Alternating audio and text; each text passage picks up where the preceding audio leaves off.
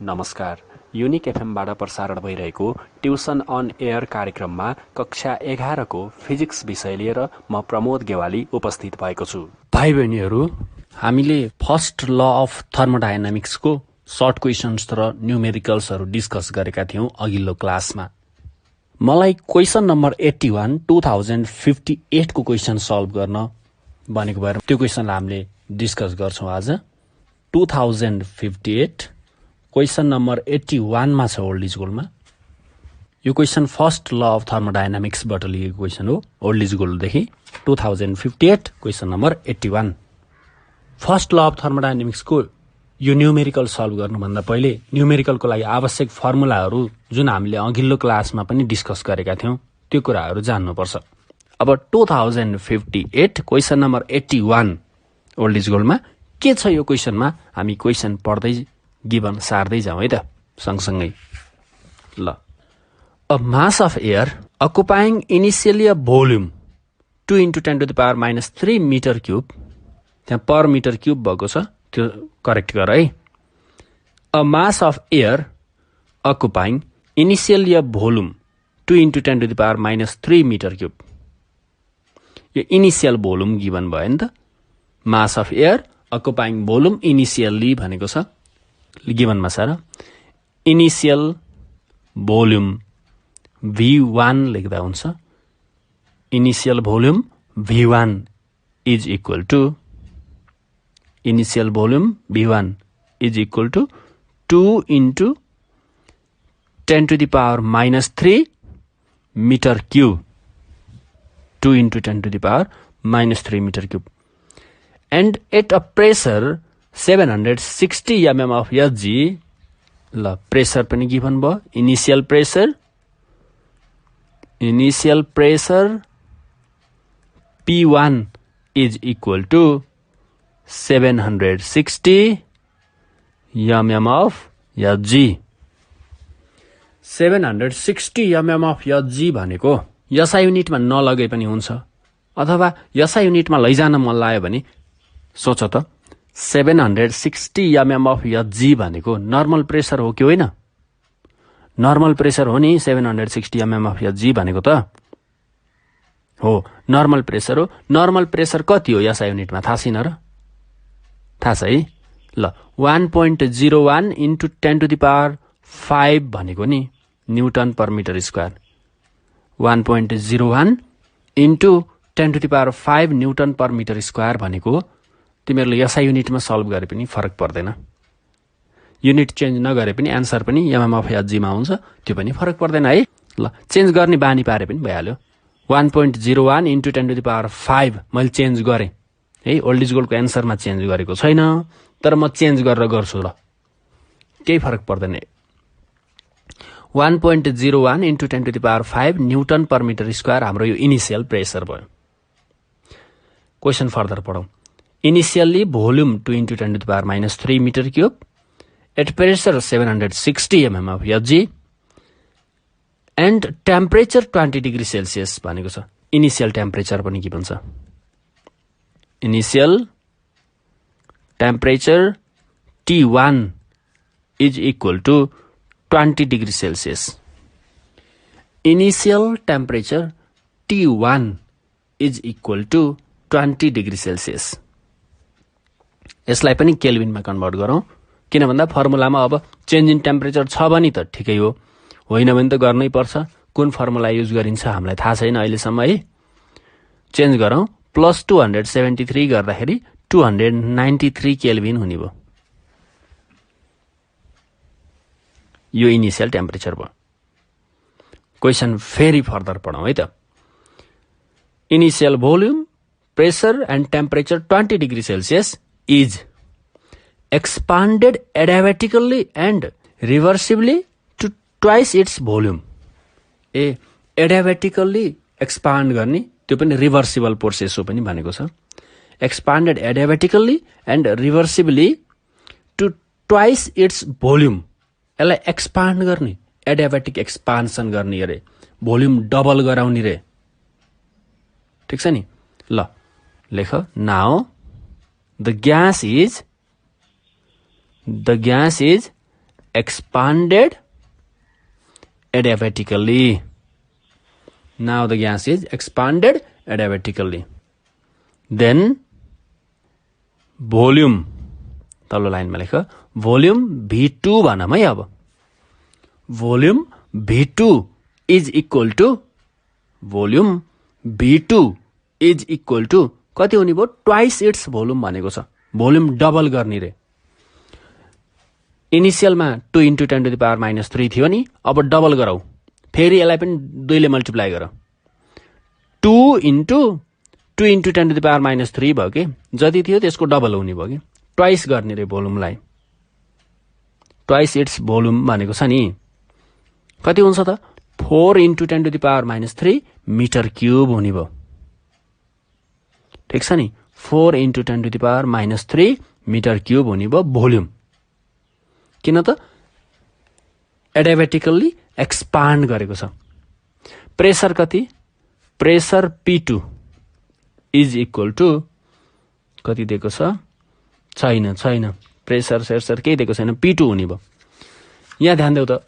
हामीले isothermal process र adiabatic process पढेका छौँ. हो? आइसोथर्मल कर्व बनाएका छौँ. आइसोथर्मल कर्व बनाउँदाखेरि सुरुको pressure P1, volume V1, temperature T1 लेखेका थियौं कर्वको एउटा एन्डमा. अर्को एन्डमा final pressure P2, volume V2, temperature T1 नै लेखिरहेका थियौं. किन त? आइसोथर्मल भनेपछि टेम्परेचर कन्स्ट्यान्ट हुन्छ. आइसोथर्मल भनेपछि के हुन्छ? टेम्परेचर जतिको तति रहन्छ. अब एडियाबेटिक भन्यो भने के हुन्छ? एडियाबेटिकमा त हिट एक्सचेन्ज नहुने हो. प्रेसर, भोल्युम, टेम्परेचर चेन्ज हुन्छ. P1, V1, T1 बाट P2, V2, T2 हुन्थ्यो नि त. कर्भ बनाउँदाखेरि पनि मैले लेख्न भनेको थिएँ. P1, V1, T1 बाट P2, V2, T2 हुन्छ भनेको हिटको एक्सचेन्ज नहुने. There is no exchange of heat. Neither heat comes inside the system nor goes out from the system भनेको एडियाबेटिक प्रोसेस भनेको. भोल्युम, प्रेसर, नमस्कार. युनिक एफएमबाट प्रसारण भइरहेको ट्युसन अन एयर कार्यक्रममा कक्षा 11 को फिजिक्स विषय लिएर म प्रमोद गेवाली उपस्थित भएको छु. भाइ बहिनीहरू, हामीले first law of थर्मोडायनामिक्सको short questions र न्युमेरिकल्सहरू डिस्कस गरेका थियौं अघिल्लो क्लासमा. मलाई क्वेशन नम्बर 81 2058 को क्वेशन सल्भ गर्न भनेको भएर त्यो क्वेशनलाई हामीले डिस्कस गर्छौं आज. 2058 क्वेशन नम्बर 81 मा छ ओल्ड इज गोल्डमा. यो क्वेशन फर्स्ट ल अफ थर्मोडायनामिक्सबाट लिएको क्वेशन हो ओल्ड इज गोल्डदेखि. 2058 question number 81. First law of थर्मोडायनामिक्सको यो न्युमेरिकल सल्भ गर्नुभन्दा पहिले न्युमेरिकलको लागि आवश्यक फर्मुलाहरू जुन हामीले अघिल्लो क्लासमा पनि डिस्कस गरेका थियौं त्यो कुराहरू जान्नुपर्छ. अब 2058 क्वेशन नम्बर 81 ओल्ड इज गोल्डमा के छ यो क्वेशनमा? हामी क्वेशन पढ्दै गिभन सार्दै जाउँ है त सँगसँगै. ल, a mass of air occupying initially a volume 2 × 10⁻³ metre cube. त्यहाँ पर मिटर क्युब भएको छ, त्यो करेक्ट गर है. A mass of air occupying initially a volume 2 × 10⁻³ metre cube. यो इनिसियल भोल्युम गिभन भयो नि त. Mass of air occupying volume initially भनेको छ गिभनमा छ र. इनिसियल भोल्युम V1 लेख्दा हुन्छ. Initial volume V1 is equal to initial volume V1 is equal to 2 × 10⁻³ metre cube. 2 × 10⁻³ metre cube. And at a pressure 760 mm of Hg. ल, pressure पनि given भयो. Initial pressure P1 is equal to 760 mm of Hg. 760 mm of Hg भनेको SI युनिटमा नलगे पनि हुन्छ अथवा SI युनिटमा लैजान मन लाग्यो भने सोच त 760 mm of Hg भनेको नर्मल प्रेसर हो कि होइन? नर्मल प्रेसर हो नि 760 mm of Hg भनेको त.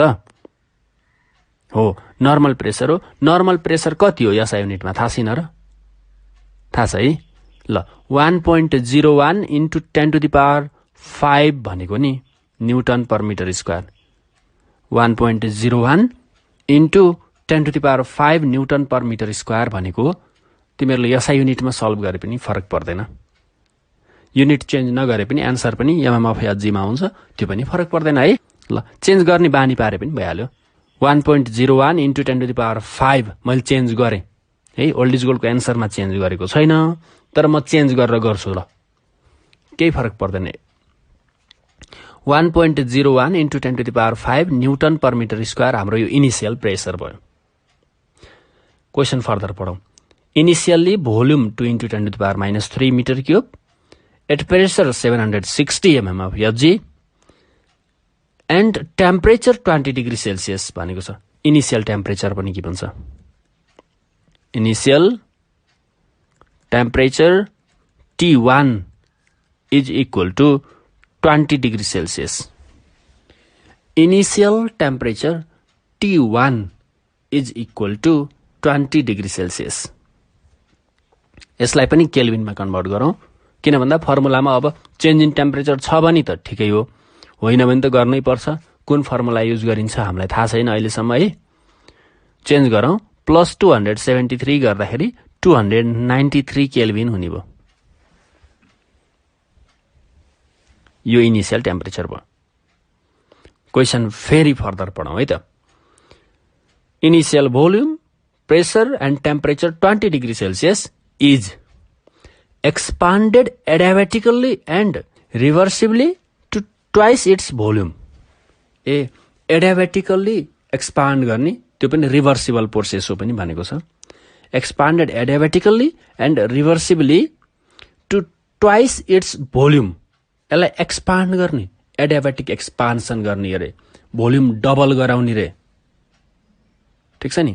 ल लेख। Now the gas is expanded adiabatically। Now the gas is expanded adiabatically। Then volume, तल्लो लाइनमा लेख, भोल्युम V2 भनौँ है। अब volume V2 is equal to कति हुने भयो? ट्वाइस इट्स भोल्युम भनेको छ। भोल्युम डबल गर्ने रे। इनिसियलमा 2 इन्टु 10⁻³ थियो नि, अब डबल गरौ, फेरि यसलाई पनि 2 ले मल्टिप्लाई गर। 2 इन्टु 10⁻³ भयो कि जति थियो त्यसको डबल हुने भयो कि, ट्वाइस गर्ने रे भोल्युमलाई। ट्वाइस इट्स भोल्युम भनेको छ नि, कति हुन्छ त? 4 इन्टु 10⁻³ मिटर क्युब हुने भयो। ठिक छ नि? 4 इन्टु 10⁻³ मिटर क्युब हुने भयो भोल्युम। किन त? एडियाबेटिकल्ली एक्सपान्ड गरेको छ। प्रेसर कति? Pressure P2 is equal to कति दिएको छ? छैन, प्रेसर सेर्सर केही दिएको छैन, P2 हुने भयो। यहाँ ध्यान देऊ त, हामीले आइसोथर्मल प्रोसेस र एडियाबेटिक प्रोसेस पढेका छौँ हो। आइसोथर्मल कर्व बनाएका छौँ।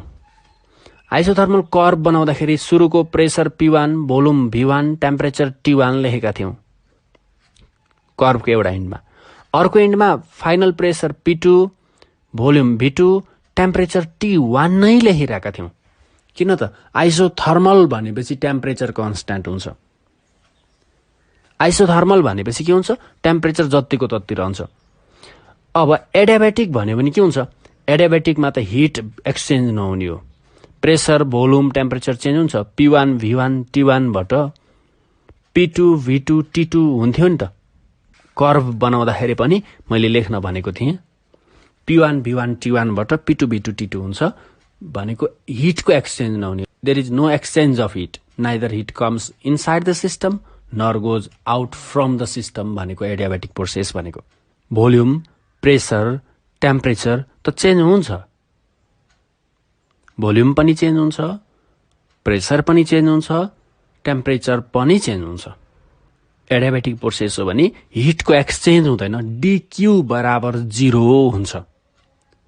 आइसोथर्मल प्रोसेस हो भने प्रेसर चेन्ज हुन्छ, भोल्युम चेन्ज हुन्छ, टेम्परेचर चेन्ज हुँदैन।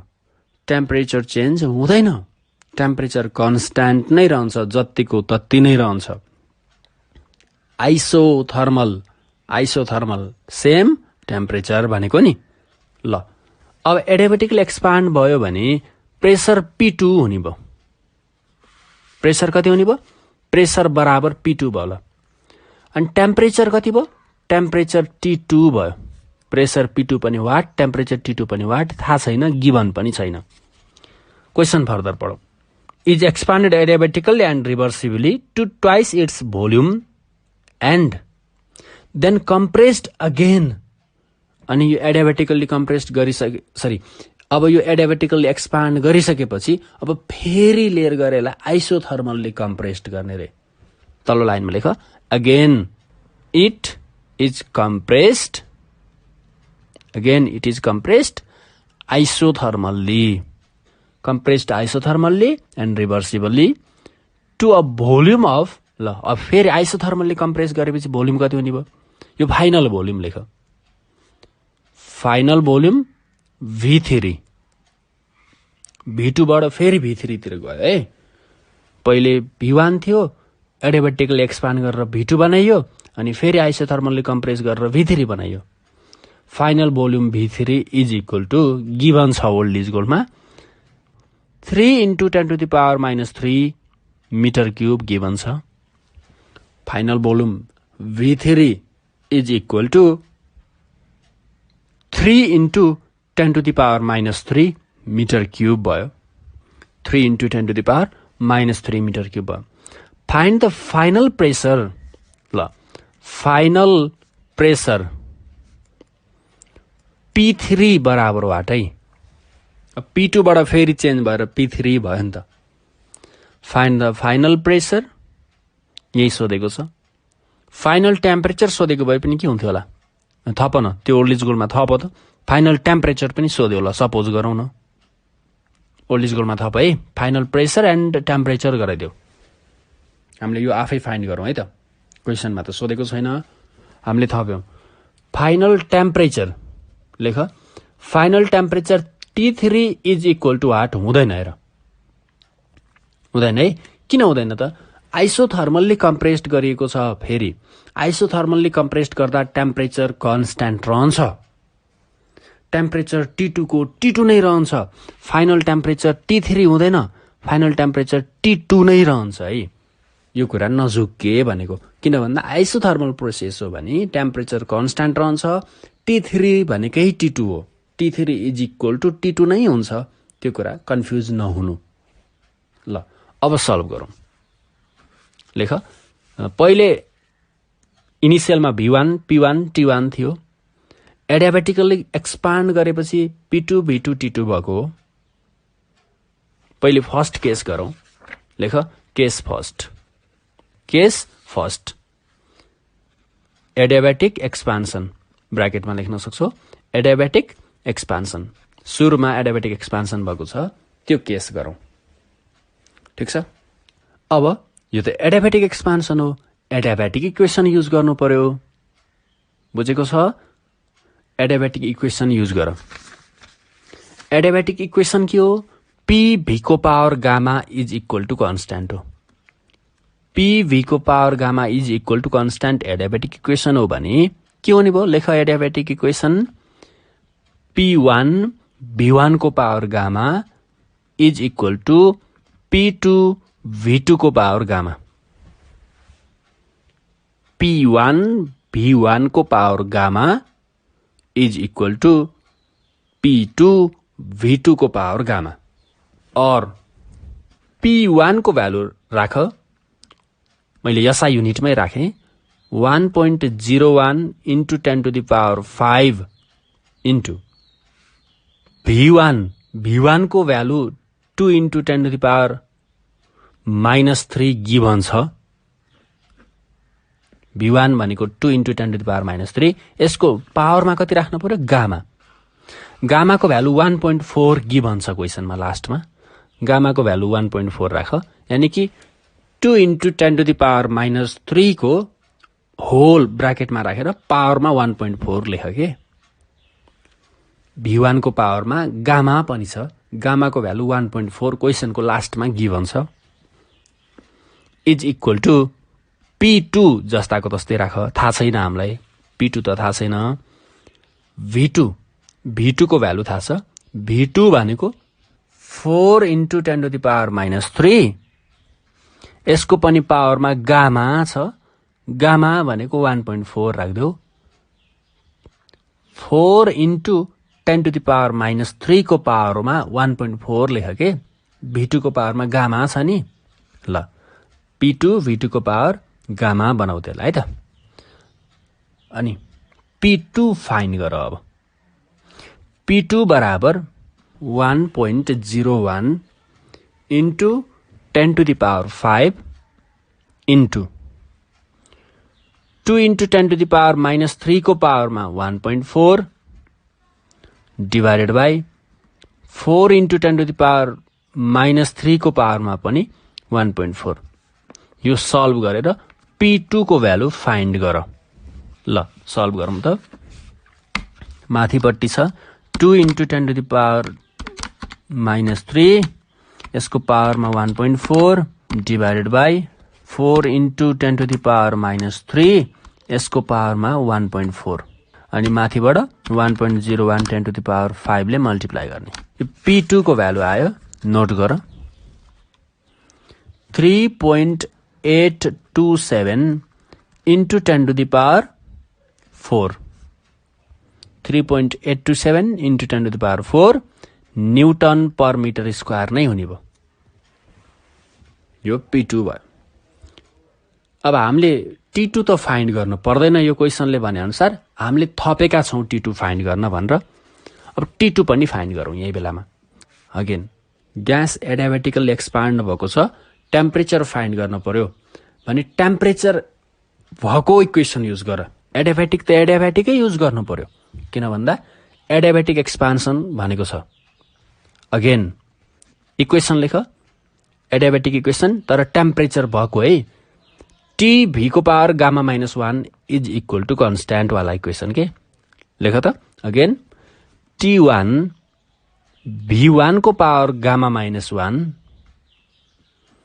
Is equal to T2 V2 को पावर गामा माइनस 1 और यहाँबाट T2 सल्भ गर के और T2 is equal two T1 V1 को power gamma minus 1 upon V2 को पावर गामा माइनस 1 और T2 इज इक्वल टू यो भ्यालु सब्स्टिट्युट गरेर क्याल्कुलेट गरौँ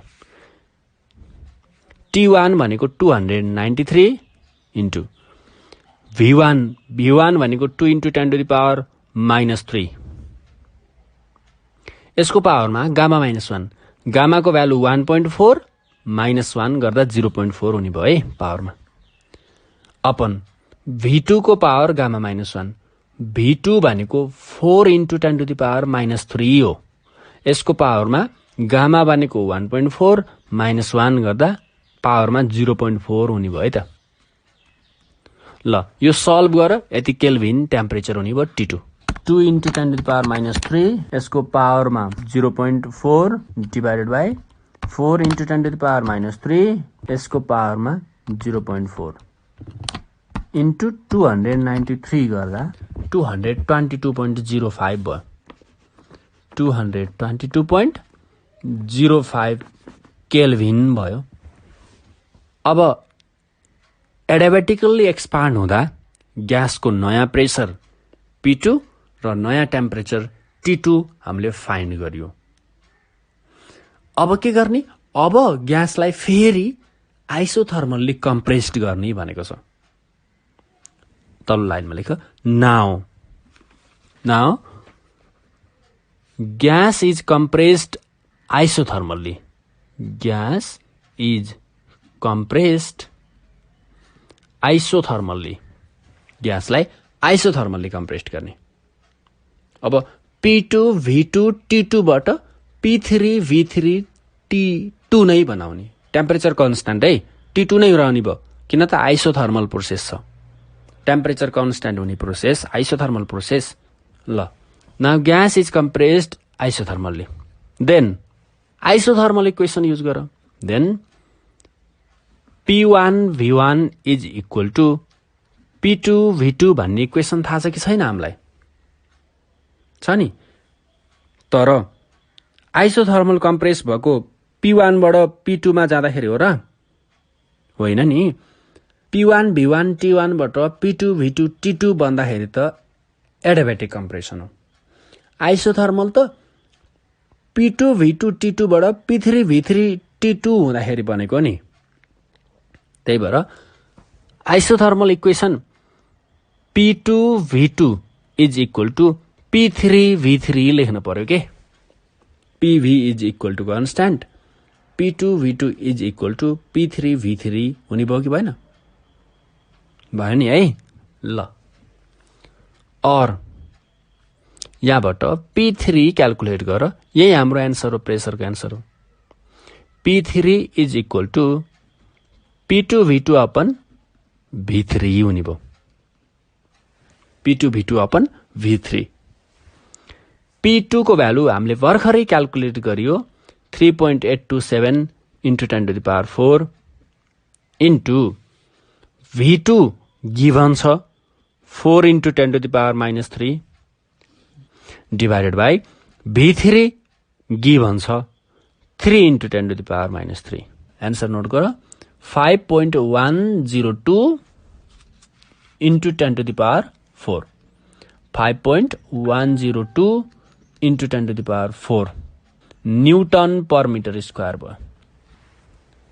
5.102 into 10 to the power 4 newton per metre square भयो। यो हाम्रो फाइनल प्रेसर, यो हाम्रो एन्सर हो। सकिन्छ है। अब फाइनल टेम्परेचर सोधेको भए, फाइनल टेम्परेचर सोधेको भए फाइनल टेम्परेचर T2 नै हाम्रो एन्सर हुन्थ्यो है, जुन हामीले माथि 222.05 केल्भिन फाइन्ड गरेका छौँ। फाइनलमा टेम्परेचर यति नै रहन्थ्यो, किन भन्दा T2 बाट T3 हुँदाखेरि चेन्ज हुँदैन थियो के, आइसोथर्मल प्रोसेस छ नि। लास्टमा लेख्न सक्छौ, final temperature T2 is equal to 222.05 नै हुने भयो के, T2 नै हुने भयो। फाइनल टेम्परेचर T2 को T2 नै रहने भयो। बुझिन्छ है। ल P3 पनि हाम्रो एन्सर भयो, T2 पनि हाम्रो एन्सर हुन्थ्यो। यसरी हामीले सल्भ गर्न सक्थ्यौँ। भाइ बहिनीहरू, अब हामी second law of thermodynamics discuss गरौँ। Second law of thermodynamics, first law of thermodynamics पछि second law of thermodynamics. Second law of थर्मोडाइनामिक्समा हामीले स्टेटमेन्ट जान्नुपर्छ। सेकेन्ड ल अफ थर्मोडाइनामिक्सको स्टेटमेन्ट जान्नुपर्छ। फर्स्ट नम्बरमा स्टेटमेन्ट यो पढ्नुपर्छ। कसैले सिंगल स्टेटमेन्ट लेखेको हुनसक्छ, कसैले दुईटा पोइन्टमा तीनटा पोइन्टमा लेखेको हुनसक्छ। मिनिङ सेम रहन पर्यो। केल्भिन स्टेटमेन्ट र क्लासियस स्टेटमेन्ट दुईटा अलि बढी मैले युज गर्ने गर्छु, अथवा कसैले सिंगलै पनि लेखेको हुनसक्छ। ल स्टेटमेन्ट आफ्नो जे छ त्यो पढ्नु। त्यसपछि स्टेटमेन्ट पढिसकेपछि सेकेन्ड ल अफ थर्मोडाइनामिक्समा हामीले हिट इन्जिन पढ्छौँ। के पढ्छौँ? Heat engine. हिट इन्जिन भयो। हिट इन्जिन भनेको के हो? पहिले यो कुरा बुझ। What is heat engine? यस्तो इन्जिन जसले हिटलाई वर्क डनमा कन्भर्ट गर्छ, त्यसलाई हामीले हिट इन्जिन भनिन्छ। फर्स्ट ल अफ थर्मोडाइनामिक्सले के भनेको थियो? Heat can be converted into external work done त भनेको थियो फर्स्ट लले। तर कसरी इन्जिनको बारेमा डिस्क्राइब गरेको थिएन। त्यो ड्रब्याक्स थियो, फर्स्ट लको लिमिटेसन थियो। तर सेकेन्ड लमा हामीले बल्ल हिट इन्जिनको कन्स्ट्रक्सनको बारेमा कुरा गर्छौँ। हिट इन्जिन भनेको यस्तो इन्जिन हो जसले हिटलाई वर्क डनमा कन्भर्ट गरिदिन्छ। What is heat engine? लेख त क्वेसन। What is heat engine? The engine which can convert the heat into external work done. यस्तो इन्जिन जसले हिटलाई एक्सटर्नल वर्क डनमा कन्भर्ट गर्न सक्छ, त्यो हिट इन्जिन हो। हामीले फर्स्ट ल अफ थर्मोडाइनामिक्सदेखि पढ्दैछौँ। Heat can be converted into external work done भन्दै डिक्यू बराबर du प्लस dw, dq लाई dw मा कन्भर्ट गर्न मिल्छ भन्ने कुरा भनेका छौँ फर्स्ट लमा। अब सेकेन्ड लमा बल्ल कस्तो हुन्छ इन्जिन हामीले यहाँ डिस्क्राइब गर्छौँ, यहाँ डिस्कस गर्छौँ। Different types of engine. Heat engine. Heat engine भनेको के हो त? The engine which can convert heat into external work done। यहाँ हामीले हिट इन्जिन भनेर 3 किसिमको इन्जिन पढ्छौँ। फर्स्ट त हाम्रो एउटा आइडियल इन्जिन छ, Carnot engine. Carnot engine first नम्बरमा कार्नट इन्जिन भयो।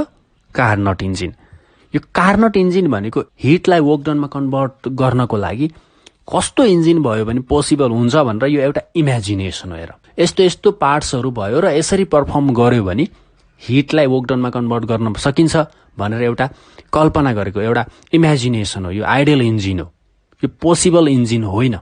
आइडियल इन्जिन भने पनि यही बुझ्ने हो, आइडियल इन्जिन। किन त आइडियल इन्जिन भनेको? यो एउटा इमेजिनेसन मात्रै हो जसमा हामीले के इमेजिन गरेका छौँ, इन्जिन यस्तो हुनुपर्छ, यी पार्टहरू हुनुपर्छ त भनेका छौँ। साथसाथै 100% फ्रिक्सनलेस, 100% कन्डक्टिङ, 100% इन्सुलेटिङ सर्फेसहरू हामीले इमेजिन गरेका छौँ, कन्सिडर गरेका छौँ। पोसिबल हो र? 100% फ्रिक्सनलेस पिस्टन पोसिबल हुन्छ र? हुँदैन। 100% इन्सुलेटिङ सर्फेस पोसिबल हुन्छ र? हुँदैन। 100% कन्डक्टिङ सर्फेस पोसिबल हुन्छ र? हुँदैन। इन्फाइनाइट हिट टेकिङ क्यापासिटी भएको सिङ्क पोसिबल हुन्छ र? हुँदैन। इन्फाइनाइट हिट गिभिङ क्यापासिटी भएको सोर्स पोसिबल पनि हुँदैन। हामीले यस्तो क्यापासिटी भएको, यस्तो सर्फेसहरू, यस्तो फ्रिक्सनलेस, यस्तो कन्डक्टिङ इन्सुलेटिङ सर्फेसहरूलाई इमेजिन गरेका छौँ कार्नट इन्जिनमा, जुन प्र्याक्टिकल्ली पोसिबल हुँदैन। त्यसैले कार्नट इन्जिन आइडियल इन्जिन हो। बुझेको छ नि है? एउटा सर्ट क्वेसन लेख। Why Carnot engine is also called ideal engine? Why Carnot engine is also called ideal engine? किन कार्नट इन्जिनलाई आइडियल इन्जिन भनिन्छ? Because Carnot engine cannot be designed practically, in which we consider 100% insulating surfaces, 100% conducting surfaces, 100% frictionless piston, which is practically impossible. Hence, Carnot engine is also called ideal engine के। यसमा हामीले केही पार्ट्सहरू पढेका छौँ। 4वटा पार्ट्सहरू छन् कार्नट इन्जिनको। एउटा त मुभेबल पिस्टन हुनु पर्यो, अनि एउटा इन्सुलेटिङ स्ट्यान्ड, अनि सोर्स, अनि sync. Movable piston, stand, source र सिङ्क। हायर टेम्परेचर भएको सोर्स, लोअर टेम्परेचर भएको सिङ्क। यी पार्ट्सहरू हुनुपर्छ भनेर कार्नट इन्जिनमा डिस्क्राइब गरियो इन्जिनको बारेमा, इन्जिनको अपरेसनको बारेमा। अब एउटा कुरा के बुझ्नु पर्यो भन्दा, इन्जिनले काम गर्नको लागि पिस्टन चाहिँदो रहेछ। इन्सुलेटिङ स्ट्यान्ड भनेको त्यो सर्फेस क्लोज गर्नको लागि हो। हाम्रो त रियालिटीमा भल्भहरू हुन्छन् पिस्टनमा।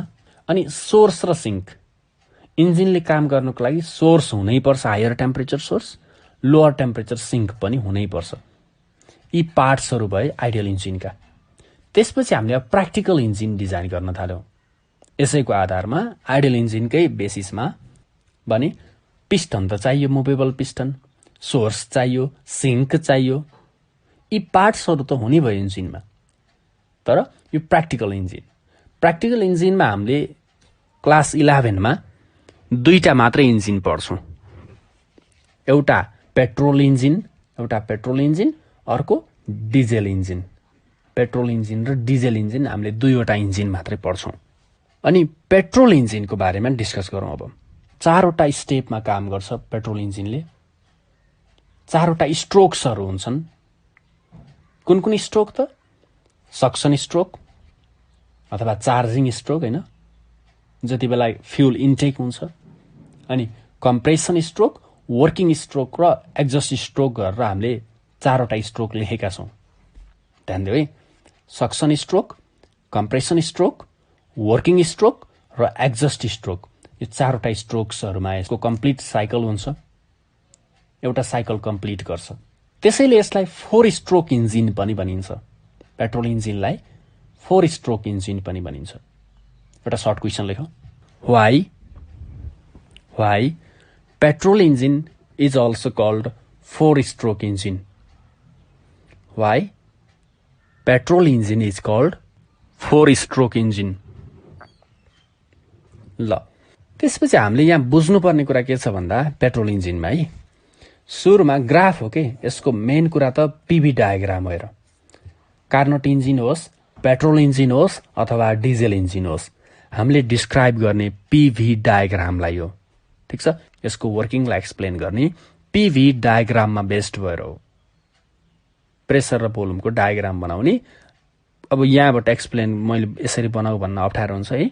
कपीमा हेर न, सुरुमा इन्टेक भल्भ खुल्छ, इनलेट भल्भ ओपन हुने बित्तिकै एटमोस्फेयरको कन्ट्याक्टमा पिस्टन आइसकेपछि पिस्टन भित्रको प्रेसर 1 एटीएम नै हुने भयो, नर्मल प्रेसर नै हुने भयो। बाहिरबाट फ्युल इन्टेक गर्छ।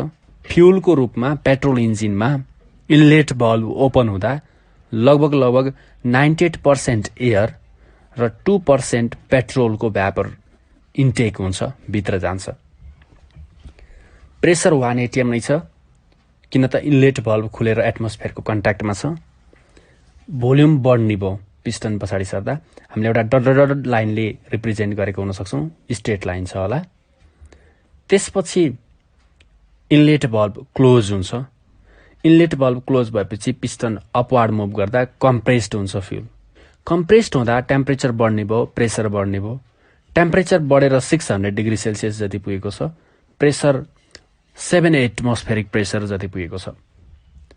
त्यति बेला स्पार्क प्लगले स्पार्क प्रोड्युस गरिदिन्छ। पेट्रोल इन्जिनमा स्पार्क प्लग हुन्छ। स्पार्क प्लगले स्पार्क प्रोड्युस गरिदिन्छ। स्पार्क प्रोड्युस गर्ने बित्तिकै स्पार्क भनेको आगो के, हामीले लाइटर झिर्ली पार्छौँ नि, त्यस्तै स्पार्क प्रोड्युस गरेपछि यति धेरै टेम्परेचर र प्रेसरसम्म कम्प्रेस्ड भएको फ्युल बर्न हुन्छ। फ्युल बर्न भएपछि भित्रको प्रेसर झनै धेरै हुन्छ। 7 एटमोस्फेरिक प्रेसर थियो, आगो बल्यो, फ्युल बर्न भयो भने प्रेसर झनै धेरै हुन्छ। एउटा स्ट्रेट लाइन मास्तिर तानेका छौँ। त्यति बेला हिट प्रोडक्सन भयो, Q1 एमाउन्टको हिट।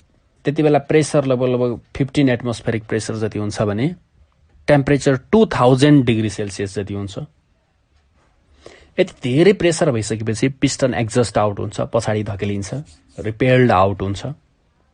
अनि हाम्रो आउटलेट भल्भ खुलेपछि आउटलेट भल्भ खुल्ने बित्तिकै फेरि इन्भाइरोमेन्टको कन्ट्याक्टमा पिस्टन आइसकेपछि प्रेसर स्वाट्ट 1 एटीएममा झर्छ। अनि भित्रको हिट इन्भाइरोमेन्टसँग एक्सचेन्ज हुन्छ, Q2 एमाउन्ट अफ हिट चाहिँ रिलिज हुने भयो। अनि पिस्टन माथि सर्छ, बर्न भएको फ्युल एक्जस्ट आउट हुन्छ, बाहिर निस्किन्छ, साइकल कम्प्लिट हुन्छ। यी कुराहरू गरेका थियौँ हामीले पेट्रोल इन्जिनमा। यसमा 4वटा स्ट्रोक्सहरू छन्, त्यसैले 4 स्ट्रोक इन्जिन भनिन्छ। स्पार्क प्लग चाहिन्छ किन भन्दा 600 डिग्री सेल्सियस र 7 एटमोस्फेरिक प्रेसरमा पेट्रोल आफै बर्न हुँदैन, त्यो भएर स्पार्क प्लग चाहिन्छ। क्वेसन लेख एउटा, why spark plug is necessary? Why spark plug is necessary in petrol engine? Why spark plug is necessary in petrol engine? Petrol इन्जिनमा स्पार्क प्लग किन चाहिन्छ? एन्सर लेख्नु, because petrol cannot burn itself at 600 degree Celsius and 7 atmospheric pressure के। यति temperature र प्रेसरमा आफै burn हुँदैन, त्यो भएर हामीलाई स्पार्क प्लग चाहिने भयो। यसलाई अलि डिटेलमा लेख्नु। When fuel is compressed adiabatically, it reaches the 600 degree Celsius temperature and 7 atmospheric pressure, which is insufficient to burn the petrol itself. आफै बर्न हुनको लागि यो सफिसियन्ट होइन, hence it needs spark plug भनेर एन्सर लेख्न सकिन्छ है। ल यसरी हामीले पेट्रोल इन्जिनलाई डिस्क्राइब गर्यौँ। पेट्रोल इन्जिनलाई डिस्क्राइब गर्दा यो स्ट्रोक्सहरू छन् नि, 4वटा स्ट्रोक्सहरू, यो र पीभी डायग्राम, प्रेसर र भोल्युमको डायग्राम, यसलाई डिस्क्राइब गर्ने हो। राम्रोसँग पढ्नु। त्यसपछि हामीले डिजेल इन्जिन पढ्यौँ। Diesel engine. नोट गर, डिजेल इन्जिन। डिजेल इन्जिनमा पनि यी चारैवटा स्टेप्सहरू हुन्। स्ट्रोक्स 4 स्ट्रोक्स नै हो, सेम जुन हामीले पेट्रोल इन्जिनमा लेखेका छौँ, तर पीभी डायग्राम फरक छ। हेर, प्रेसर भोल्युम डायग्राम फरक छ। सुरुमा इनलेट भल्भ खुल्छ, एयर इनलेट भल्भ हुन्छ, त्यसमा ओइल इनलेट भल्भ छुट्टै हुन्छ। सुरुमा एयर इनलेट भल्भ खुलेपछि 1 एटमोस्फेरिक प्रेसर भइहाल्ने भयो, एटमोस्फेयरको कन्ट्याक्टमा आयो, एयर मात्रै इन्टेक हुन्छ। फरक छ, पेट्रोल इन्जिनमा एयर र पेट्रोल दुईटैको मिक्सर भित्र इन्टेक भएको थियो भने डिजेल इन्जिनमा एयर मात्रै इनिसियल इन्टेक हुन्छ, एयर मात्रै एडियाबेटिकल्ली कम्प्रेस्ड हुन्छ, त्यसपछि बल्ल ओइल इनलेट भल्भ खुल्छ। हेर, यति बेला एयर मात्रै कम्प्रेस्ड हुँदा यसको टेम्परेचर लगभग 1000 डिग्री सेल्सियस जति हुन्छ भने प्रेसर लगभग 34 एटमोस्फेरिक प्रेसर जति पुगेको हुन्छ, 34-35 एटमोस्फेरिक प्रेसर जति पुगेको हुन्छ। अनि बल्ल ओइल इनलेट भल्भ खुल्छ। हेर, फरक छ नि है, ओइल इनलेट भल्भ खुल्छ, ओइल स्प्रेड हुन्छ, डिजेलको भ्यापर स्प्रेड हुन्छ। डिजेलको भ्यापर स्प्रेड हुने बित्तिकै बर्न हुन्छ, आफै अटोमेटिकल्ली बर्न हुन्छ। किन भन्दा डिजेल 34 एटमोस्फेरिक प्रेसर र 1000 डिग्री सेल्सियसमा बर्न आफै हुन्छ। This pressure and temperature is sufficient to burn the diesel itself. यसमा स्पार्क प्लग चाहिँदैन, किन भन्दा धेरै प्रेसर र धेरै टेम्परेचरसम्म कम्प्रेस्ड भएको छ। यति धेरै टेम्परेचर र प्रेसरमा डिजेल अटोमेटिकल्ली बर्न हुन्छ, स्पार्क प्लग चाहिँदैन। ठिक छ। यति बेला जब फ्युल बर्न हुन्छ, फ्युल बर्न हुँदाखेरि यसको भोल्युम थोरै एक्सपान्ड हुन्छ, भोल्युम बढेपछि प्रेसर बढ्न पाउँदैन। यो फरक छ। फेरि यहाँ हाम्रो एउटा स्ट्रेट लाइन आयो, भोल्युम बढेको लाइन आयो, प्रेसर कन्स्ट्यान्ट छ, त्यति बेला क्यू हिट प्रोडक्सन भयो। अनि piston exhaust out repelled out हुन्छ, फेरि आउटलेट बल्ब खुल्छ, सेम प्रोसेस नै रहन्। एउटा डिफरेन्स के रह्यो त, यसमा स्पार्क प्लग छैन, यसमा हिट प्रोडक्सन भएको बेलामा कन्स्ट्यान्ट प्रेसर छ भने पेट्रोल इन्जिनमा हिट प्रोडक्सन हुँदा कन्स्ट्यान्ट भोल्युम थियो। एउटा सर्ट क्वेसन लेख, why diesel engine does not need any spark plug. Why diesel engine does not need any spark plug. लेख्न सकिन्छ है। व्हेन एयर कम्प्रेस्ड, एयर मात्रै है कम्प्रेस्ड हुने, when air compressed adiabatically up to about 34 atmospheric pressure and temperature about 1000 degrees Celsius. This temperature and pressure is sufficient to burn the diesel itself. Hence, diesel engine does not need any spark plug. लेख्न सकिन्छ होला। ल, एउटा difference लेख, petrol engine र diesel इन्जिनको difference. एकातिर petrol engine, एकातिर diesel engine. यसमा मेन डिफरेन्सहरू भन्छु, डिफरेन्स त जति पनि लेख्न सकिन्छ, फोकस गर्नुपर्ने कुराहरू। पेट्रोल इन्जिनमा petrol vapour plus air, petrol vapour and air both intake as a fuel initially. सुरुमा पेट्रोल भ्यापर र एयर दुईटै मिक्स भएर जान्छन्, जबकि डिजेल इन्जिनमा के हुन्छ, only air is intake initially. सुरुमा एयर मात्रै जान्छ। ठिक छ। ल, पेट्रोल इन्जिनमा पेट्रोल भ्यापर र एयर दुईटै कम्प्रेस्ड हुन्छन्। Petrol vapour and air both are compressed, दुईटै कम्प्रेस्ड हुन्छन् भने डिजेल इन्जिनमा एयर मात्रै गएको थियो, एयर मात्रै कम्प्रेस्ड हुन्छ। Only air is compressed, air मात्रै कम्प्रेस्ड हुन्छ। डिजेल पछिबाट आउँछ, डिजेल भ्यापर आउने बित्तिकै बर्न हुन्छ फेरि। ठिक छ। अर्को मेन इम्पोर्टेन्ट ध्यान दिनुपर्ने कुरा के छ भन्दा, पेट्रोल इन्जिनमा जब हिट प्रोडक्सन हुन्छ, फ्युल बर्न हुन्छ, त्यति बेला भोल्युम कन्स्ट्यान्ट थियो। लेख, पेट्रोल इन्जिनमा heat is produced under constant volume, heat is produced at constant volume. जबकि डिजेल इन्जिनमा heat is produced under constant pressure. ठिक छ है। ल, पेट्रोल इन्जिनमा स्पार्क प्लग चाहिन्छ, डिजेल इन्जिनमा स्पार्क प्लग चाहिँदैन। पेट्रोल इन्जिनमा ग्यास फ्युल थोरै कम्प्रेस्ड भएको छ भने डिजेल इन्जिनमा कम्प्रेस धेरै भएको छ, 34 एटमोस्फेरिक प्रेसरसम्म कम्प्रेस्ड भएको छ। यानि कि कम्प्रेसन रेसियो डिजेल इन्जिनको धेरै हुन्छ। पेट्रोल इन्जिनको compression ratio is less than diesel engine. Petrol इन्जिनमा कम्प्रेसन रेसियो डिजेल इन्जिनको भन्दा थोरै हुन्छ। डिजेल इन्जिनमा लेख्न सक्छौ compression ratio is greater than that of petrol engine.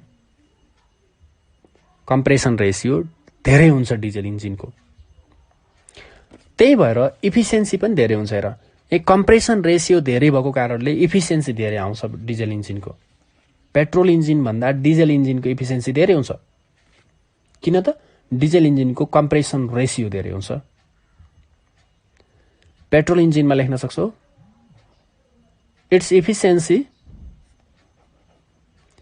Efficiency is less than that of diesel engine. Diesel इन्जिनको भन्दा इफिसियन्सी कम हुन्छ पेट्रोल इन्जिनको, नियरली इक्वल टु 52% जति हुन्छ। पेट्रोल इन्जिनको इफिसियन्सी 52% जति हुन्छ भने डिजेल इन्जिनमा यसको अपोजिट लेख्नु, efficiency of diesel engine is greater than that of petrol engine. Petrol इन्जिनको भन्दा धेरै इफिसियन्सी हुन्छ, लगभग 60% जतिको इफिसियन्सी हुन्छ। यी कुराहरू भइहाले, जानकारीमा राख्दा हुन्छ।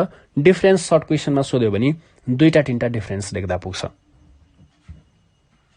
अब सुन है, पेट्रोल इन्जिनको मेरिट्सहरू के छन् त? फाइदाहरू। पेट्रोल इन्जिनको फाइदाहरू, पेट्रोल इन्जिन लाइट हुन्छ, हलुङ्गो हुन्छ,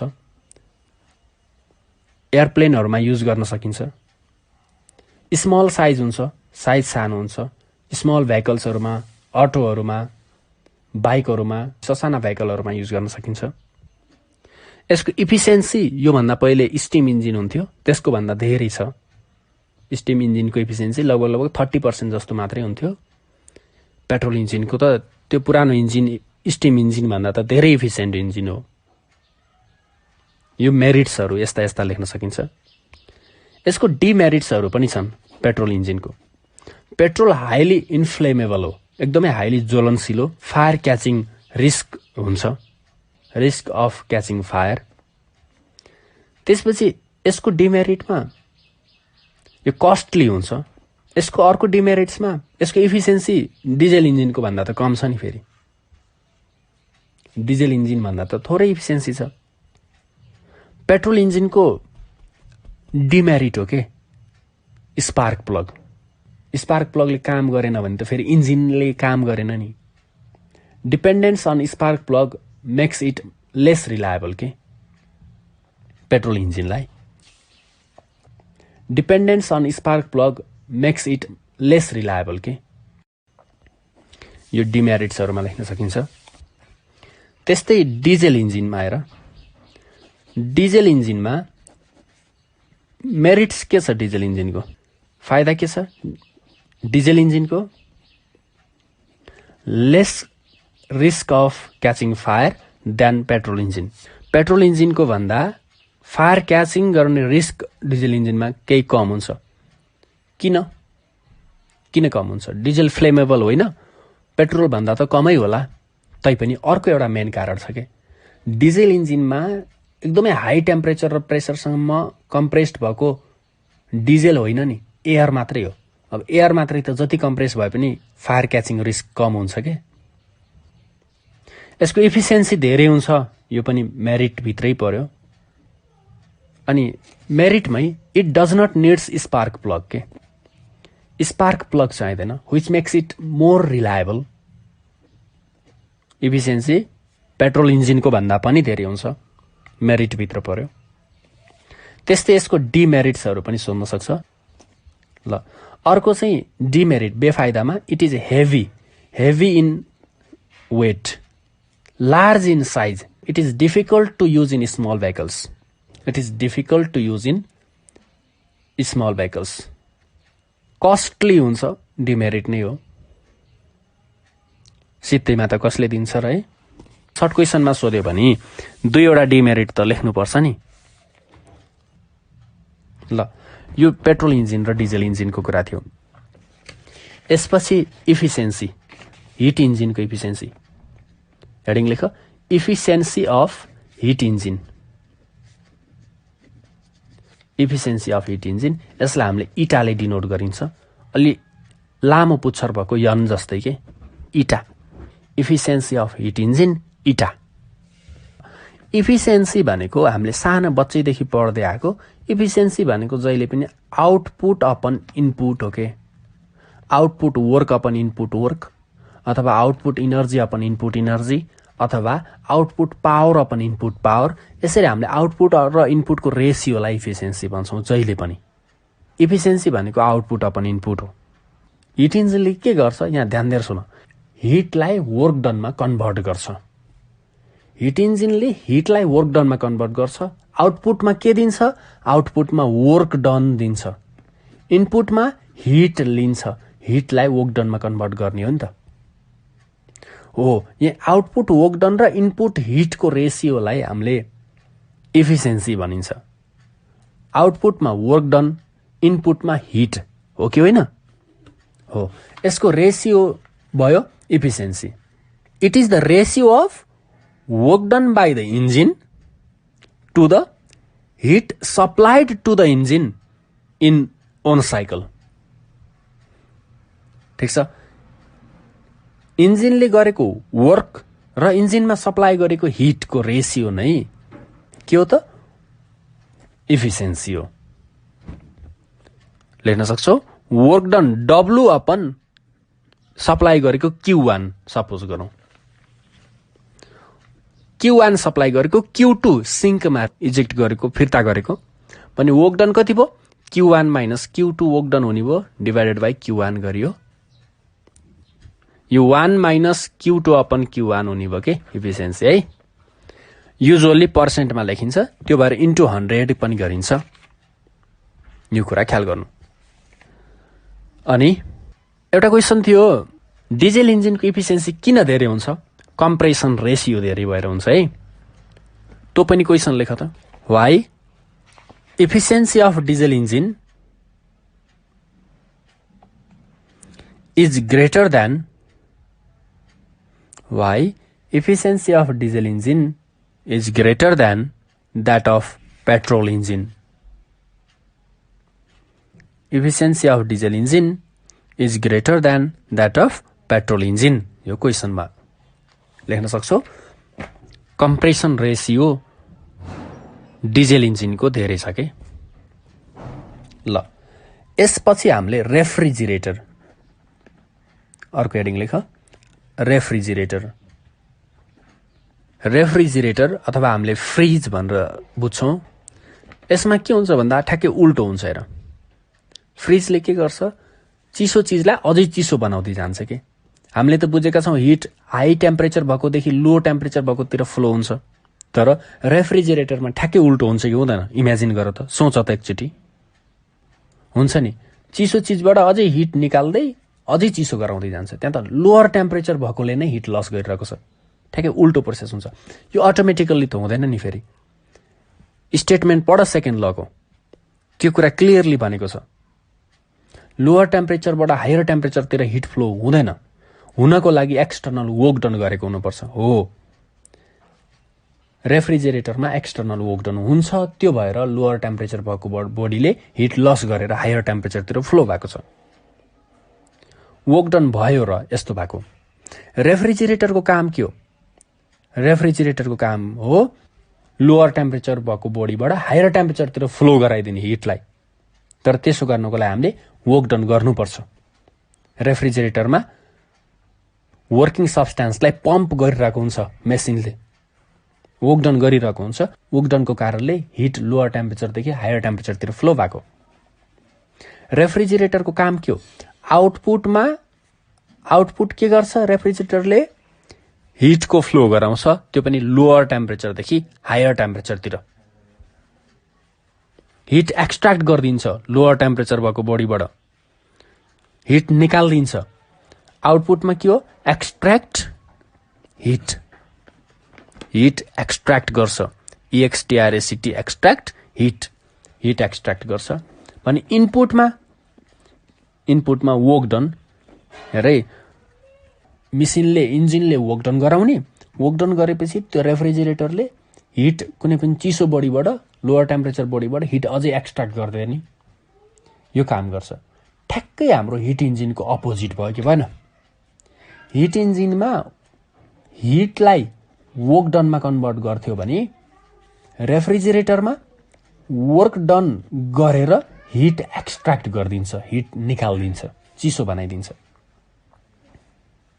यसको इफिसियन्सी छ नि, यसको इफिसियन्सीलाई इफिसियन्सी भनिँदैन, यसको पर्फर्मिङ क्यापासिटीलाई कोफिसिएन्ट अफ पर्फर्मेन्स भनिन्छ। लेख,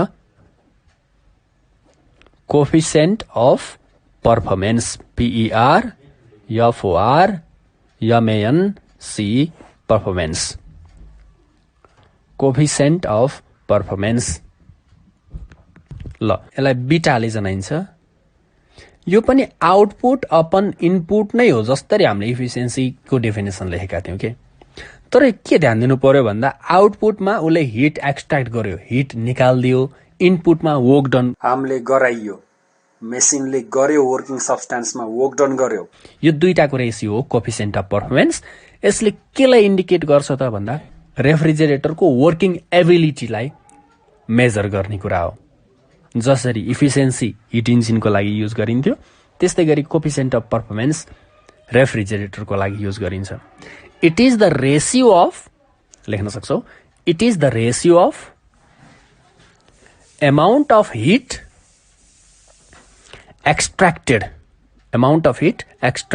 from the lower temperature body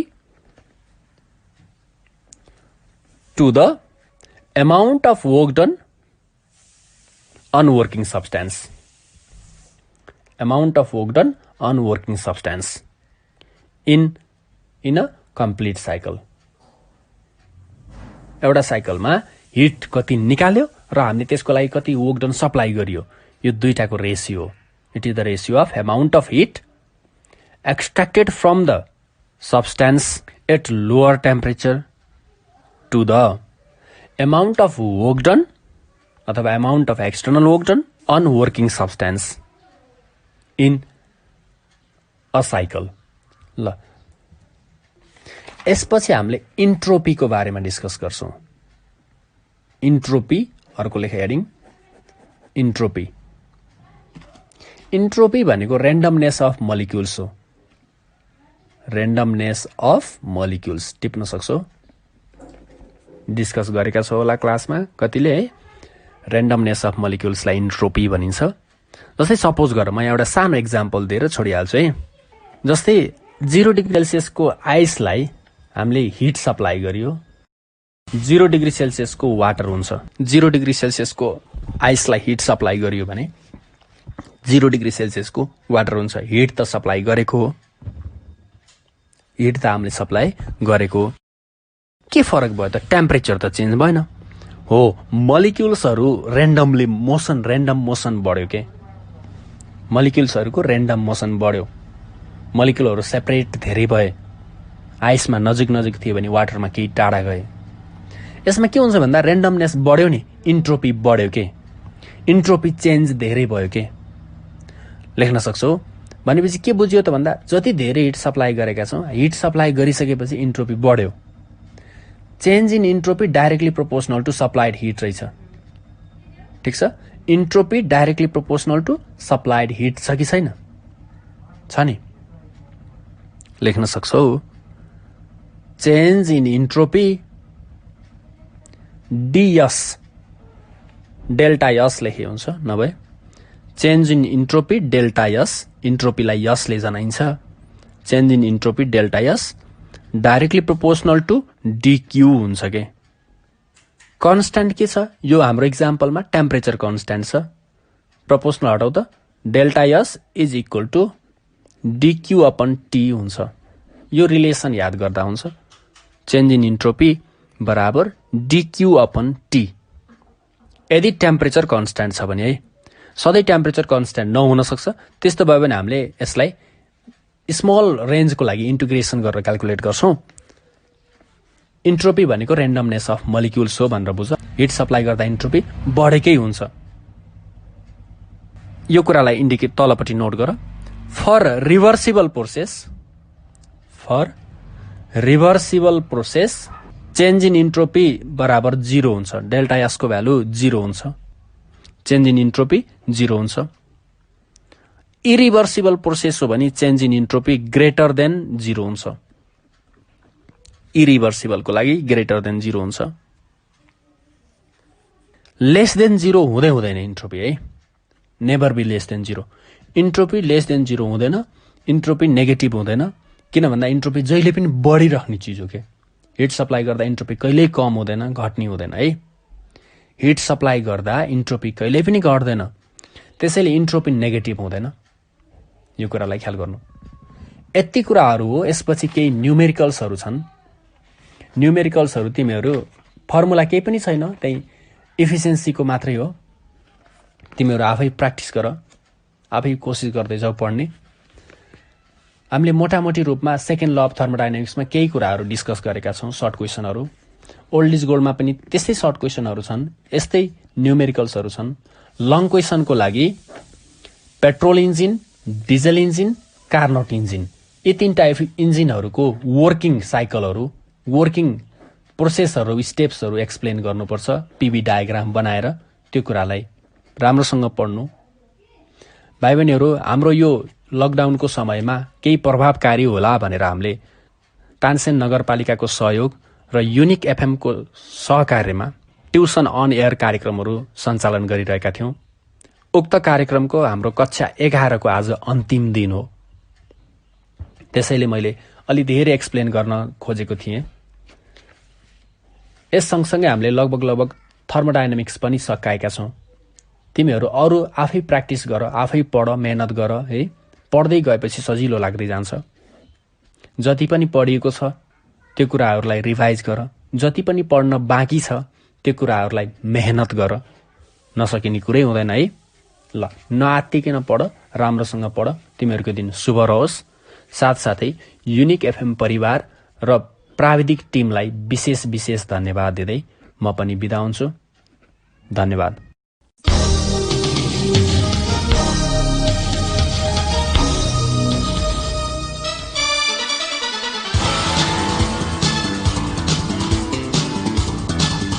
कक्षा 11 र 12 को परीक्षा तयारी गरिरहेका भाइ बहिनीहरू, तपाईलाई ट्युसन अन एयरको आजको अङ्क कस्तो लाग्यो? सहयोगी संस्था तानसेन नगरपालिका ट्युसन अन एयर कार्यक्रमको परामर्शदाता भगवती टोल तानसेनमा रहेको इभरग्रीन एजुकेसन सेन्टर EEC का सञ्चालक पुण्य सुवेदी लगायत अध्यापनको क्रममा खट्नुहुने सम्पूर्ण आदरणीय गुरुवर्गहरूमा सादर नमन गर्दछौ। भाइ बहिनीहरू, हामीलाई पत्राचार गर्न चाहनुभयो भने हामीलाई पत्राचार गर्ने ठेगाना टिप्नुहोस्। हाम्रो ठेगाना हो दूर शिक्षा कार्यक्रम tuition on air, Unique FM 94.2 megahertz, Tansen 5, Kailashnagar. र हाम्रो इमेल आइडी पनि नोट गर्नुहोस्, news.unikfm@gmail.com। भाइ बहिनीहरू, ट्युसन अन एयर कार्यक्रम हाम्रो FM को आधिकारिक वेबसाइट www.unicfmpalpa.com बाट पनि तपाईहरूले हेर्न र सुन्न सक्नुहुनेछ। Tuition on Air. Compulsory English book, and this book is for science students, commerce students, management students दूर शिक्षा रेडियो कार्यक्रम ट्युसन अन एयर मनको आवाज युनिक एफएम 94.2 मेगाहर्ज र तानसेन नगरपालिकाको सहकार्यमा कोरोना संक्रमण रोकथामका लागि जारी लकडाउनको अवस्थालाई मध्यनजर गरी उत्पादन गरिएको दूर शिक्षा रेडियो कार्यक्रम ट्युसन अन एयर